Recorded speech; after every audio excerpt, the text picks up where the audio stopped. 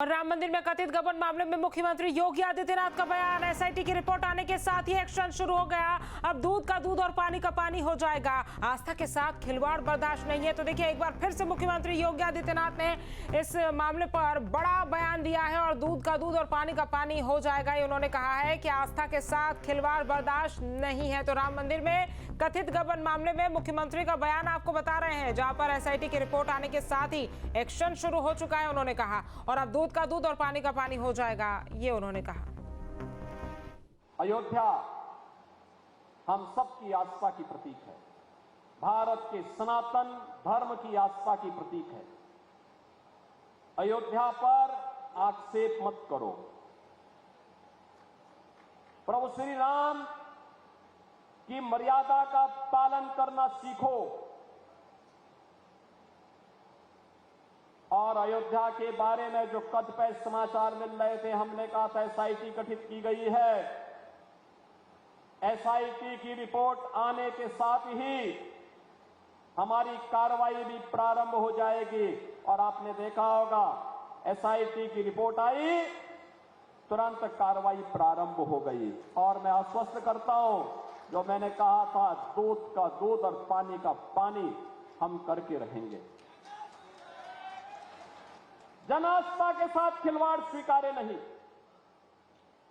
सनातन आस्था के साथ जो भी खिलवाड़ करेगा उसका भुक्तभोगी होगा। किसी को छूट नहीं दी जा सकती।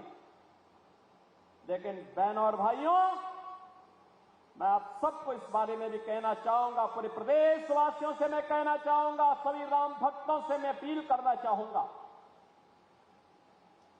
ये जो लोग आज आक्षेप कर रहे हैं, उठाने का कुत्सित प्रयास कर रहे हैं, इनकी मंशा अच्छी नहीं है। ये वे लोग हैं जो भगवान राम को नकार चुके थे, भगवान राम के अस्तित्व पर प्रश्न खड़ा कर चुके थे। एक पक्ष उसमें है जो कहता था कि राम हुए ही नहीं, एक पक्ष कहता था राम हुए ही नहीं। यानी अयोध्या को भी ये नकारना चाहते थे। लगातार न्यायालय में मुकदमा लड़ते रहे, वकीलों की फौज खड़ी करते रहे राम जन्मभूमि आंदोलन के खिलाफ, राम मंदिर निर्माण के खिलाफ।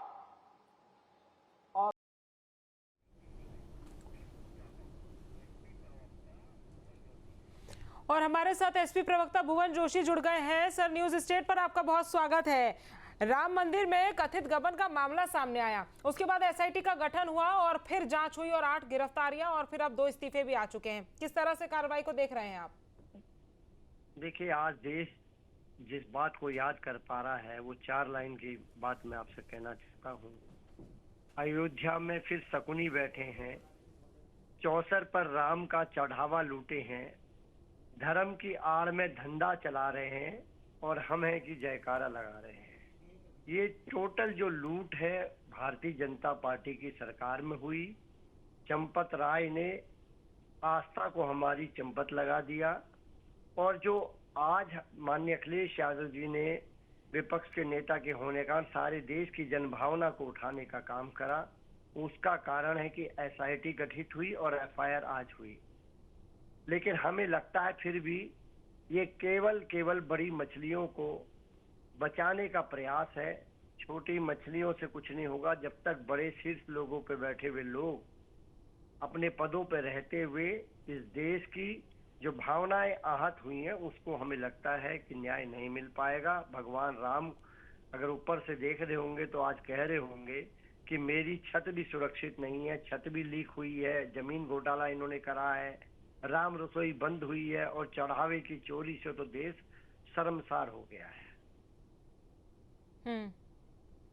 और हमें लगता है जिस प्रकार सीसीटीवी से छेड़छाड़ हुई है, हमें लगता है कि जो चंदे के बदले धंधे वाले लोग हैं, बीफ कंपनियों से चंदा लेने वाले लोग हैं, ये निश्चित तौर पे हमें न्याय नहीं मिल पाएगा। इस देश की जनता को न्याय नहीं मिल पाएगा।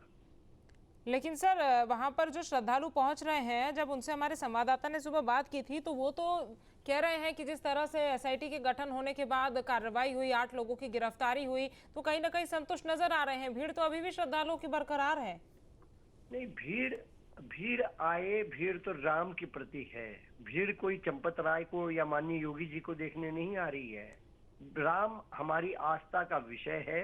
ये भीड़ रामचंद्र के श्रद्धालुओं की भीड़ है, कोई भारतीय जनता पार्टी को नेता को या चंपत राय जैसे चंपत लगाने वाले लोगों को देखने की भीड़ नहीं है। वो तो आनी चाहिए, लेकिन प्रश्न ये भी तो उठता है कि जो लोग कहते थे हम भगवान राम को लाए हैं, उनके शासन काल में चढ़ावा ही चोरी हो गया, करोड़ों अरबों का घोटाला हो गया, और आज अगर विपक्ष के नेता माननीय अखिलेश यादव जी आवाज नहीं उठाते तो क्या ये मुद्दा उठ पाता? क्या ये आज जो छोटी मोटी कार्रवाई ये कर पाए ये भी हो पाती?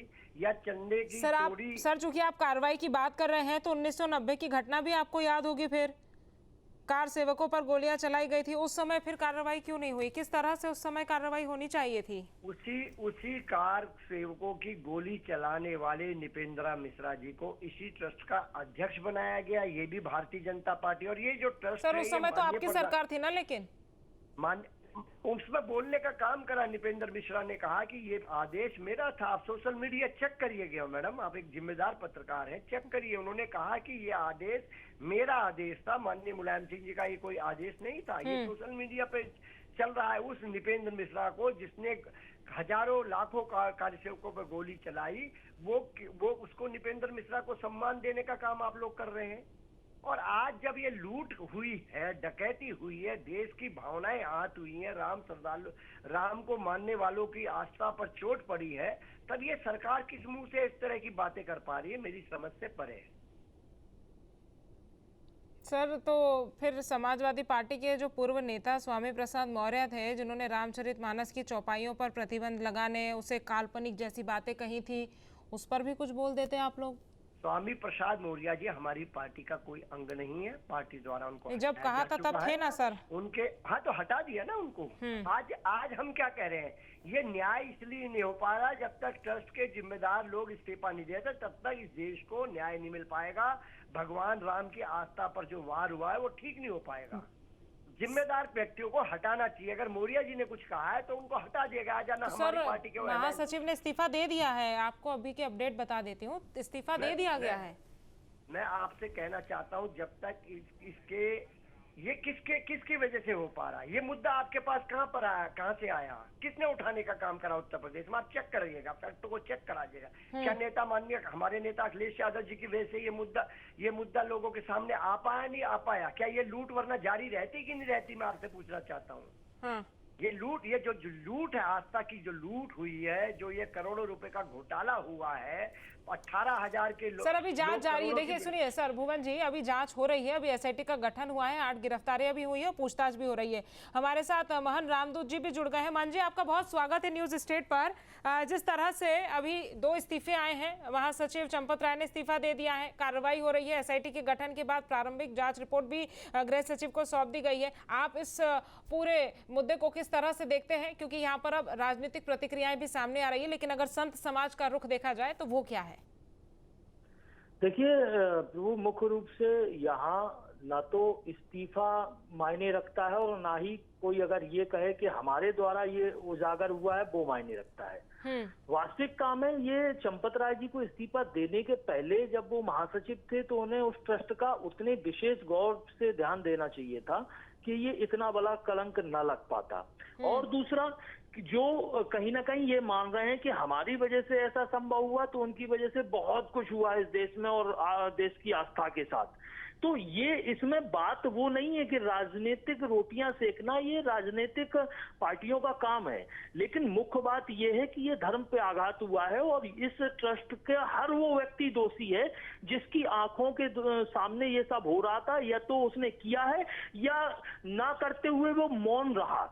क्योंकि अगर ऐसे घटनाक्रम में कोई भी धार्मिक आस्था पे ठेस पहुंचती है तो सबसे पहले तो विरोध दर्ज करना चाहिए। अगर आपका विरोध नहीं चल पा रहा है तो इतने ये अपयश के बाद 18, 19, 20 दिन के बाद इंतजार के बाद जो इस्तीफा दिया वो उन्हें बहुत पहले दे देना चाहिए था। और इससे कहीं ना कहीं सिद्ध होता कि वो कहीं ना कहीं राम की आस्था पे अपना भरोसा रखते हैं, राम पे अपना भरोसा रखते हैं। मान जी, लेकिन यहाँ पर मुख्यमंत्री ने 15 दिन की बात भी 2 बार कही, आज भी कही और इससे पहले भी कही थी कि 15 दिन में दूध का दूध और पानी का पानी हो जाएगा। तो क्या हमें इंतजार करना चाहिए कंक्लूसिव रिपोर्ट का भी? देखिए, इस वास्तविकता को लाने में 15 दिन मुझे लगता है कि बहुत ज्यादा समय मांग लिया गया है, क्योंकि ये सिद्ध तो बहुत पहले ही हो चुका था कि राम मंदिर में कोई ना कोई तो समस्या चल रही है, उनकी चढ़ौती को लेके या वहाँ की व्यवस्थाओं को लेके, क्योंकि कई सारे वहाँ का इंजीनियर अपने बयान दे रहा है, वहाँ जो भक्तों ने दान किया है वो बयान दे रहे हैं अपने, और उसके बावजूद अगर एसआईटी की जांच के इंतजार में बैठे हैं या टाइम मांग रहे हैं या फिर कुछ वो कर रहे हैं, तो मुझे नहीं लगता कि ये कोई ना तो सामाजिक विषय था, ना ही ये कोई राजनीतिक विषय था, ना ही ये नीट के पेपर जैसी कोई बात थी कि इस पर विशेष जांच की आवश्यकता थी। यहाँ तो सिर्फ दोषियों पर कार्रवाई होने की आवश्यकता थी कि जिन्होंने धर्म के आड़ में अपनी जेब भरने का अगर कोई काम किया है तो उन पर बहुत शीघ्र उनके ऊपर कोई ना कोई कार्रवाई होनी चाहिए थी। मान जी, हमारे साथ भुवन जी भी लगातार बने हुए हैं, और भुवन जी, जिस तरह से अब यहाँ पर संत समाज की भी अगर बात की जाए तो वो भी कहीं ना कहीं 15 दिन को ज़्यादा लंबा समय मान रहा है। आप लोग क्या चाहते हैं, किस तरह से कार्रवाई होनी चाहिए, जल्द से जल्द किस तरह से यहाँ पर दोषियों के खिलाफ एक्शन होना चाहिए? क्योंकि बीएनएस की कई धाराओं में केस भी दर्ज हुआ है, धोखाधड़ी से लेकर गबन से लेकर तमाम धाराओं में केस दर्ज हुआ है। देखिए, हमारा अब भी ये मानना है ये बड़ी मछलियों को बचाने का प्रयास है, क्योंकि जिसने एफआईआर कराई, जो जांच कर रहे हैं, जिनको जांच रिपोर्ट दे रहे हैं, माननीय मुख्यमंत्री से अटैच हैं वो, और हमें लगता है कि कहीं ना कहीं इस प्रकरण में बड़ी मछलियां गायब हो जाएंगी, क्योंकि इनके जो भारतीय जनता पार्टी के सांसद हैं बृजभूषण सिंह, उन्होंने क्या कहा है, वो बड़ी गंभीर बात उन्होंने कही है। उन्होंने उन जैसा मजबूत व्यक्ति भी ये कह रहा है कि अगर मैंने नाम लिया तो मेरे को भी खतरा हो सकता है। कई लोगों ने खतरा महसूस करा है, बड़े से बड़े, चाहे वो आप इनके भारतीय जनता पार्टी के आप अन्य नेता हों, चाहे बृजभूषण सिंह जी हों, ये लगातार क्या कहने का काम कर रहे हैं। ये भी जो विनय कटियार हों, उनकी बातों को भी सुना जाए। इसमें बड़ी मछलियों तक हमें संदेह है, ठीक है, नहीं जाया जाएगा। भुवन जी, अच्छी बात है, अच्छी बात है आप कह रहे हैं कि सबकी बातों को सुना जाए, लेकिन राज्य के मुखिया जो बात कर रहे हैं उसे आप अनसुना कर रहे हैं। वो पहले दिन से कह रहे हैं कि दूध का दूध और पानी का पानी होगा। इसी क्रम में एसआईटी का गठन हुआ, एसआईटी की शुरुआती रिपोर्ट सामने आई, और इस रिपोर्ट के आधार पर ही न सिर्फ एफआईआर हुई बल्कि इस्तीफों का दौर भी शुरू हो गया। उसके बावजूद अभी भी आप लोगों का विश्वास है? देखिए, मैं इतना कहना चाहता हूं, दूध का तो पानी हो गया है। दूध का पानी इसलिए हो गया है क्योंकि ये आस्था पर हमला हो गया है, और हमला हुआ है, और ये हमले की शुरुआत आज नहीं हुई है, ये काफी लंबे समय से चल रहा था। क्योंकि आपको एक कहावत हमारे यहाँ कहते हैं कि एक बिल्ली को कहा गया कि दूध की रक्षा कर, उसने फिर छोटे छोटे बच्चे आ गए जो दूध पी गए, कह रहे मैं तो रक्षा कर रही थी, ये बच्चे खा गए। ठीक है, अरे आपको रखा किस लिए गया था रक्षा करने को? महंत रामदूत जी, बीजेपी और खुद मुख्यमंत्री बार बार ये कह रहे कि दूध की रखवाली की रक्षा उन लोगों को तो नहीं दे सकते थे ना जिन्होंने कार सेवकों पर गोली चलवाई थी। आप सोचिए ना, कल से एक बात बार बार लगातार पूछी जा रही है कि अगर वो लोग आहत है, उनका दिल द्रवित है, जिन्होंने राम मंदिर के निर्माण में बार बार बाधा पैदा की, तो जिन्होंने राम मंदिर निर्माण के लिए संघर्ष किया, आप सोचिए कि उनके ऊपर क्या बीत रही होगी। वो भी तो चाहते होंगे ना कि सच सामने आए और सजा दी जाए जिन लोगों ने गलत किया है, और वही हो रहा है। रामदूत जी, देखिए प्रभु, यहाँ जोशी साहब मुझे नहीं पता क्यों इसमें प्रश्न पूछ रहे हैं, क्योंकि हाँ, बीजेपी से प्रश्न पूछने का अधिकार उस सनातनी का है जिसने तन मन धन समर्पित करके राम मंदिर निर्माण में अपना योगदान दिया। हाँ। बीजेपी से प्रश्न पूछने का अधिकार हम संतों का है जो राम को अनुयायी मानते हैं। लेकिन भुवन जोशी साहब को ये समझना चाहिए कि आप इफ्तिहार पार्टियों के अनुरूप चलने वाले व्यक्ति हैं। आप तो कहीं ना कहीं राम के बहुत सारे प्रश्नवाचक चिन्ह लगा चुके हैं राम जी के अस्तित्व पर, और ऐसी पार्टी के गठबंधन से गठजोड़ रखते हैं जो राम को ही काल्पनिक मानते हैं। अब इसको आपने आस्था का जो बहुत बड़ा एक चोट कह रहे हैं, इसको, हाँ आपको मौका मिला है, बहुत अच्छे समय पे मौका मिला है कि आपको अपना राजनीतिक एक पृष्ठभूमि तैयार करने का जो मौका ईश्वर भुवन ने जी इस दिया। पर जवाब देना चाहते हैं, लेकिन इस बीच साध्वी प्राची भी हमारे साथ जुड़ चुकी हैं। एक बार उनका रिएक्शन ले लेते हैं, उसके बाद भुवन जी मैं आ रहा हूं आपके पास। साध्वी प्राची जी, कार्रवाई शुरू हो चुकी है, कल एफआईआर हुई और आज इस्तीफों का दौर भी शुरू हो गया। बार बार ये बात कही जा रही थी कि बड़े लोगों को बचाने की कोशिश की जा रही है, लेकिन आज चंपत राय ने भी इस्तीफा दे दिया, अनिल मिश्रा ने भी इस्तीफा दे दिया। सही दिशा में जा रही है कार्रवाई? हेलो, कार्रवाई सही दिशा में बढ़ रही है साध्वी प्राची जी? हाँ जी, एंकर का नाम जान सकते हो? जी, एंकर का नाम अमित शुक्ला है। आप अपनी बात रखिए साध्वी जी। अच्छा, शुक्ला जी, देखिए हमने पहले ही बताया था कि आप चिंता न करिए, कार्रवाई होगी, कठोर कार्रवाई होगी। और जिन लोगों ने चोरी की है और लोग भी जो बड़े पदों पर हैं, वो भी अपनी नैतिक जिम्मेदारी निभाएंगे, जी, क्योंकि उनकी भी जिम्मेदारी बनती है। उन्होंने नैतिक जिम्मेदारी निभाई है, बहुत अच्छी बात है। और जो रिपोर्ट आई है उसके अनुसार कार्रवाई की जाएगी, ठीक है, सख्त कार्रवाई की जाएगी। ये सबको मालूम है कि योगी जी का प्रदेश है और योगी जी के प्रदेश में सख्त कार्रवाई के लिए जाने जाते हैं योगी जी।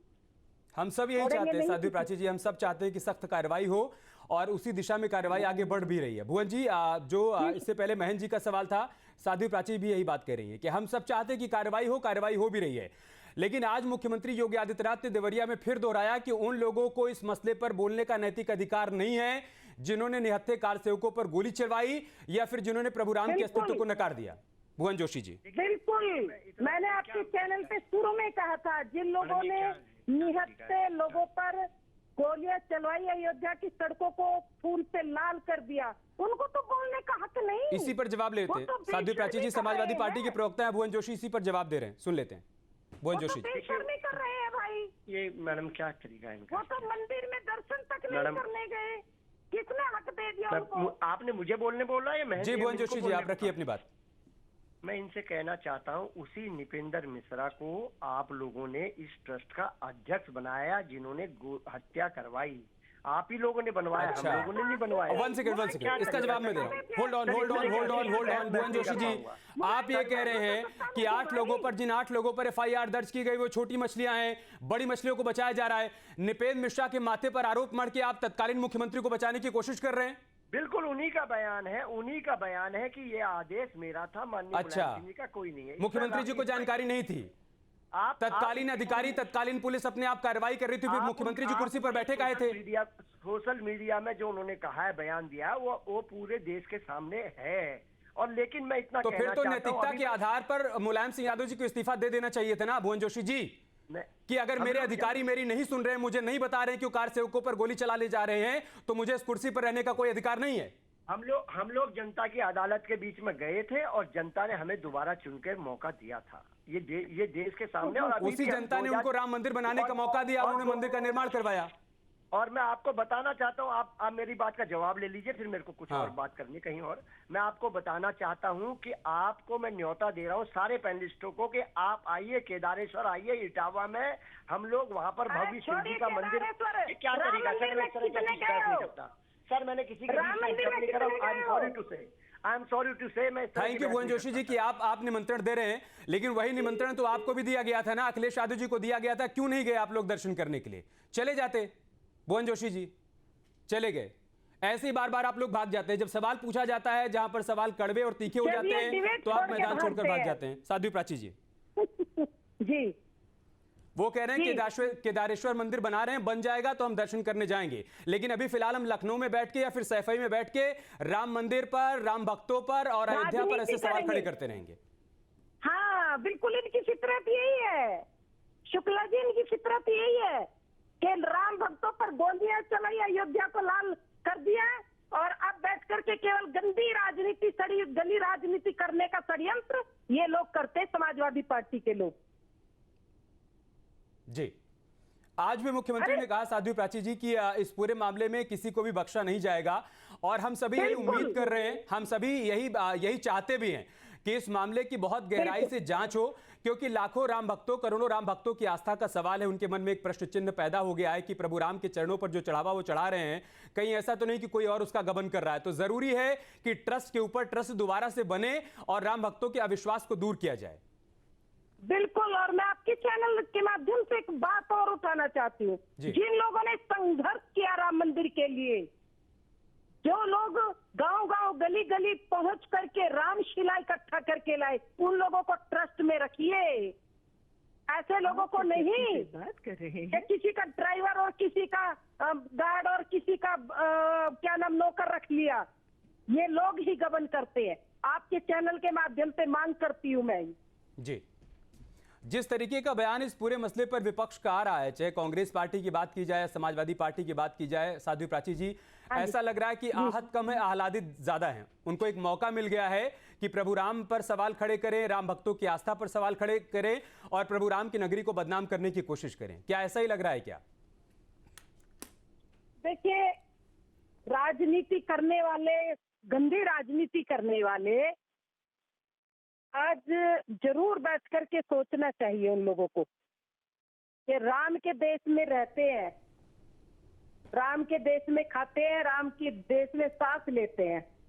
राम के नाम पर गंदी राजनीति नहीं होनी चाहिए। जी, मैं केवल इतना सा निवेदन करना चाहती हूँ। सही बात है। सीएम साहब ने जो निर्णय लिया और सीएम साहब ने जो कहा वो किया, और कठोर कार्रवाई होगी, ये हमें विश्वास है। दावे के साथ हम कह रहे हैं उसी दिन से, जिन लोगों ने भी वहां गलत किया, चोरी की, चाहे एक एक पाई का हिसाब लिया जाएगा, चाहे कोई भी उसको बख्शा नहीं जाएगा। सनातन बोर्ड की मांग एक बार फिर से जोर पकड़ने लगी है। कई साधु संत महात्मा ये मांग कर रहे हैं कि देखिए, जब तक सनातन बोर्ड का गठन नहीं होगा तब तक इस तरीके से घटनाएं घटती रहेंगी और लोगों को सनातन पर अटैक करने का मौका मिलता रहेगा, जो हमेशा इस उम्मीद में बैठे रहते हैं कि उनको कोई मौका मिले और वो सनातन को बदनाम करने की कोशिश करें। तो जरूरी है कि सनातन बोर्ड का गठन किया जाए। बिल्कुल बिल्कुल हो जाना चाहिए। अब मैं भी उनके साथ हूँ। मैंने पहले भी उनको कहा था कि सनातन बोर्ड तो होना चाहिए, ये जरूरी भी है और आज के समय को देख करके, हालातों को देख करके उचित भी है। बहुत शुक्रिया साध्वी प्राची, आपका हमारे साथ जुड़ने के लिए, अपनी बात रखने के लिए। हिंदूवादी नेता साध्वी प्राची, जिन लोगों ने राम मंदिर निर्माण के लिए कई वर्षों तक संघर्ष किया, लंबी लड़ाई लड़ी, उसके बाद उनकी तपस्या फलीभूत हुई, वो सभी लोग इस घटना के बाद आहत हैं। वो चाहते हैं कि इस पूरे मामले में निष्पक्ष जांच हो, जो लोग भी इसमें शामिल हैं उन पर कार्रवाई की जाए, लेकिन साथ ही साथ उन लोगों को भी मुंहतोड़ जवाब दे रहे हैं जिनको आपदा में अवसर जैसा मौका मिल गया है, जो प्रभु राम के भक्तों पर प्रश्न चिन्ह खड़ा कर रहे हैं, जो राम मंदिर को, राम नगरी को बदनाम करने की कोशिश कर रहे हैं, ऐसी साजिश रच रहे हैं। उनको भी ऐसे लोगों की तरफ से जवाब दिया जा रहा है जिन्होंने मंदिर निर्माण के लिए लंबी लड़ाई लड़ी थी।